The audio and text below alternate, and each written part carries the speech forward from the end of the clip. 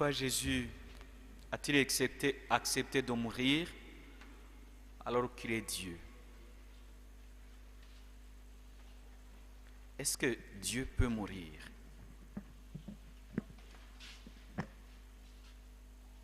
Quelles sont les attitudes à tenir pendant la semaine sainte?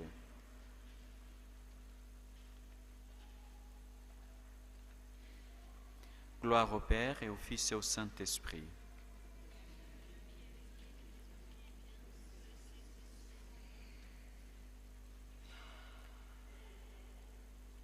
Le Seigneur a voulu embrasser la condition d'homme dès la conception à la mort. Jésus, vrai Dieu, vrai homme, a accepté de mourir. Pas parce que la mort soit bonne, mais pour détruire la mort et nous donner la vie. Oui, il est Dieu, mais il a choisi de nous sauver par sa mort et sa résurrection. Nous entrons dans cette semaine sainte pour que nous puissions revivre et méditer le mystère pascal qui consiste à la passion, la mort et la résurrection de Jésus. Au fait, c'est en même temps source, mais aussi sommet de notre foi. La Pâque, le mystère pascal, c'est la source et le sommet de notre foi chrétienne. Nous entrons dans cette semaine sainte, plein de confiance, plein d'amour, très enthousiastés. Mais quelles sont les attitudes à garder ou à tenir? La première attitude, c'est l'écoute, comme nous l'avons suivi dans la première lecture. C'est la lecture du prophète Isaïe, chapitre 50. Dieu mon Seigneur m'a donné le langage d'un homme qui se laisse instruire, pour que je sache à mon tour réconforter celui qui n'en peut plus. La parole me réveille chaque matin. Chaque matin, elle me réveille pour que j'écoute comme celui qui se laisse instruire. Cette semaine sainte, c'est le temps d'écouter Dieu. Écouter Dieu veut dire méditer sa parole, mais aussi avoir confiance en lui. L'écoute implique la confiance. Deuxième attitude, c'est la persévérance même dans les épreuves. Jésus traverse des moments difficiles. Et il traverse avec nous les moments difficiles. Et j'allais dire, nous traversons avec lui des moments difficiles. Gardons confiance en lui. Et invitons-le dans nos difficultés, dans nos souffrances. Parce que c'est pour cela qu'il est venu. Troisième attitude, partager avec lui la Pâque. Et c'est ce qu'il dit. Il envoie ses disciples chez un tel, n'a pas donné le nom. Non, on a dit chez un tel. Peut-être chez Joseph, chez Pierre, chez Jean-Claude, chez un tel. Peut-être c'est chez toi. Et c'est vrai, c'est chez toi. C'est chez moi. Et il veut partager la Pâque. Il veut vivre ce mystère pascal avec nous. Sommes-nous prêts à l'accueillir? Quatrième attitude, c'est l'Eucharistie. Nous avons écouté la parole de Jésus, de Dieu. Il dit, ceci est mon corps, ceci est mon sang. Nous allons revenir sur ce mystère de l'Eucharistie jeudi saint. Mais je crois que c'est le moment très important, un bon temps, un bon moment de revoir mes attitudes, mon comportement par rapport à ce sacrement du salut. Comment est-ce que je communie? Quelle dévotion ai-je par rapport à l'Eucharistie? Ce n'est pas un repas comme tant d'autres. C'est le repas du Seigneur. C'est Jésus qui se donne à moi. Comme sacrifice, comme nourriture, comme communion, comme ami.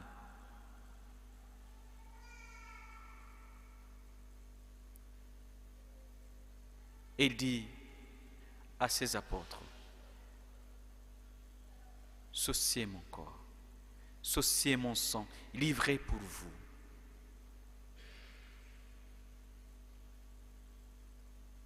Cinquième attitude, le sacrifice comme Jésus. Et le sacrifice implique la souffrance, l'abnégation, l'oubli de soi, le don de soi-même pour l'autre. Et comme Jésus s'est livré pour nous, peut-être il nous invite à faire la même chose pour les autres, pour nos enfants, pour ma femme, pour mon mari, pour mes voisins, pour l'Église, pour les pauvres, pour les malades. Quelques sacrifices. Peut-être ces 5 minutes que j'accorde à un malade, à une personne affamée, le don de soi-même, le sacrifice. Sixième attitude, pendant la semaine sainte, la prière. Jésus invite ses apôtres à aller prier avec lui. Demeurez ici et veillez avec moi. Le demeurer avec Jésus. Le Seigneur nous invite à demeurer avec lui. Notre présence le soulage. Sans Dieu qui aime et qui veut être avec nous. Ce qui peut consoler son cœur, c'est notre présence avec lui. Ce qui peut consoler notre cœur, c'est sa présence avec nous. Qu'est-ce que la prière? C'est le demeurer avec Jésus. Il demande à ses apôtres au moins 1 heure pour que son cœur soit consolé. Et nous demande la même chose. Il nous a donné 24 heures par jour. Et si on peut trouver au moins 1 heure et qu'on dispose de 23 heures comme nous voulons, on peut essayer, n'est-ce pas? Au moins 1 heure de prière par jour. Ça nous fera du bien. Et le Seigneur sera consolé, soulagé, parce que beaucoup de personnes aujourd'hui, beaucoup de monde ne prie pas. Il a besoin au moins de 3 personnes. On nous a présenté Pierre, Jacques et Jean qui acceptent de prier. Pendant que les autres sont partis, se sont enfouis. Toi, il veut que tu sois avec lui au Gethsémani pour prier. Le monde sera sauvé par la prière, l'adoration, le temps avec Jésus. Tu traverses des moments difficiles, prie. Tu es affligé, prie. Ne te fatigue pas. Et Jésus est vraiment étonné, surpris, voire même surpris de se rendre compte que Pierre, Jacques et Jean, ses amis intimes, ceux-là avec qui il était lors de la transfiguration, qui disait « Oh, que c'est bon que c'est beau de rester ici avec toi. » Maintenant, il demande au moins 1 heure.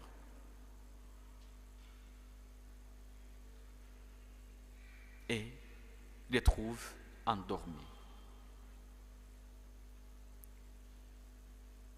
« 2023, ce n'est pas le moment de nous endormir. C'est le temps agréable, c'est le moment de prier. » Je pense que vous êtes d'accord avec moi. Toutes ces guerres à travers le monde, les situations de calamités et autres, qu'est-ce que le Seigneur nous demande? La prière. Au moins 1 heure.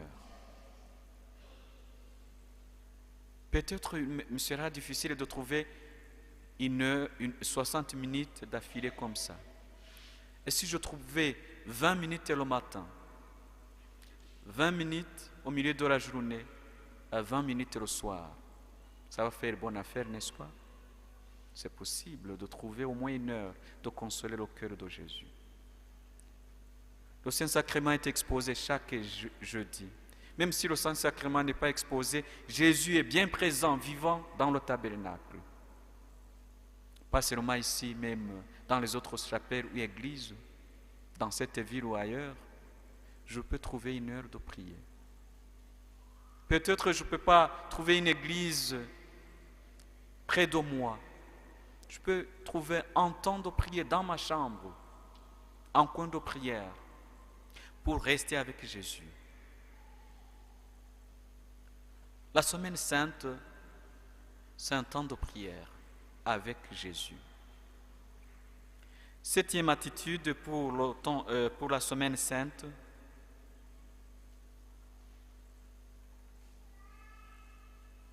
C'est le temps de nous réconcilier avec le Seigneur. Faire confiance à la miséricorde de Dieu. Pas faire comme Judas, le traître, qui n'a pas fait confiance à la miséricorde de Dieu et qui s'est penti. C'est vrai, j'ai vraiment péché. Tu as vraiment péché. Nous avons beaucoup péché.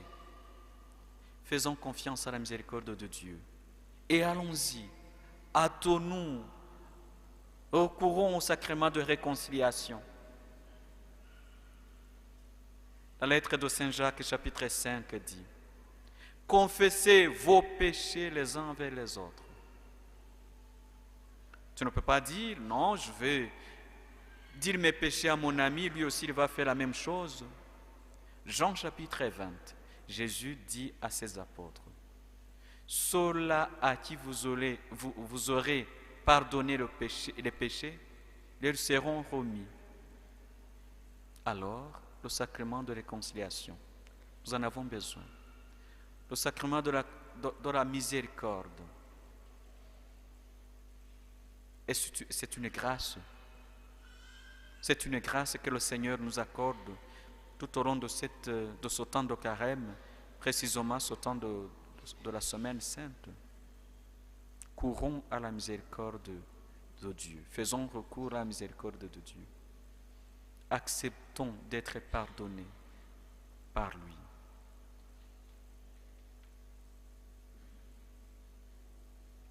N'oublions pas de méditer la passion, la mort et la résurrection de Jésus. De garder cette attitude d'humilité, d'écoute, de confiance et d'abandon. De veiller, de prier. D'accepter la volonté de Dieu dans notre vie. Et de s'abandonner au Père.